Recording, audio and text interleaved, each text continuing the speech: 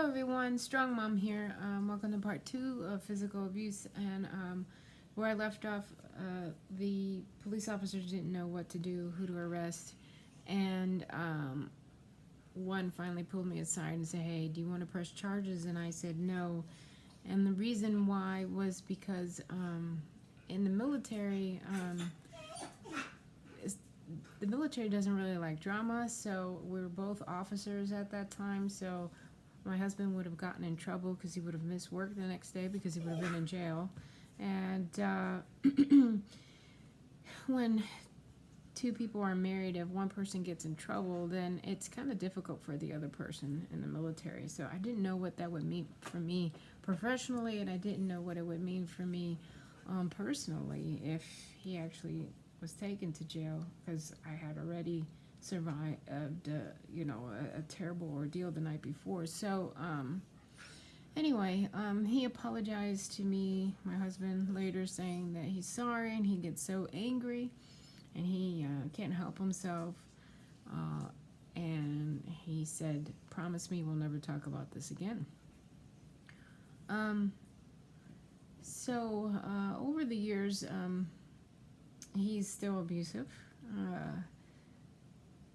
Doesn't choke me anymore, but will grab me and shake me, spit in my face, tell me I'm stupid, tell me I'm terrible, tell me I'm a terrible mom, whatever. And he'd also be abusive to our kids.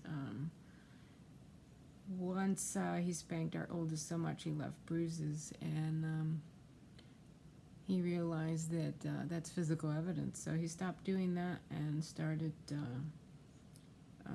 doing physical exercise like running and push-ups and whatnot. And but he would take my kids away to do that.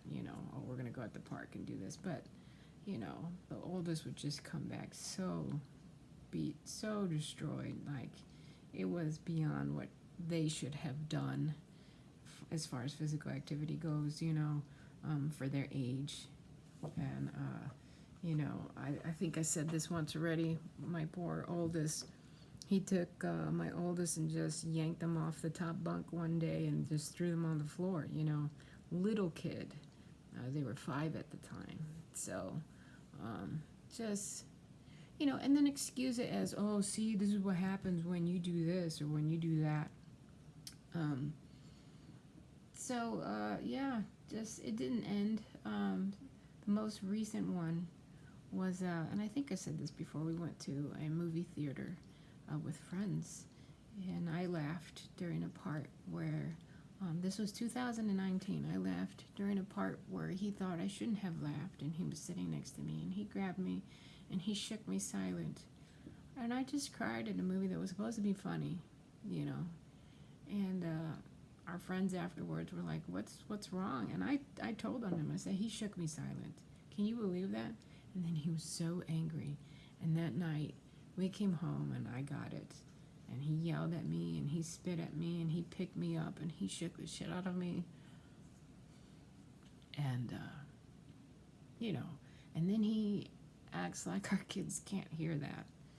Like our kids don't know, because he sent them to their room. So they don't know. They don't hear that going on. But of course they do. They're not stupid. I have smart kids, but it doesn't take a smart person to realize what's going on, Anyway, so I've made excuses. I've always told people, "Oh, it's not bad," or, "Oh, he doesn't mean that," or, "He means well," or, just excusing all of that negative-ish, I mean, he's even taken me forcibly in the bedroom, like, how do you deal with that? Like, no means no, but if he doesn't care, I just have to shake it off and let it go so I can live tomorrow, because I can't deal with all of that right now. I can't deal with all of that every day. Anyway, so that's my life with him. I'm glad that it's over. So just keeping a record of this, and gonna keep talking about some of the other things that we've dealt with, but that was the first physical abuse episode and the last physical abuse episode. So I just got 20 years worth. So I figured those two are enough. Thanks, and I'll talk to you later. Bye.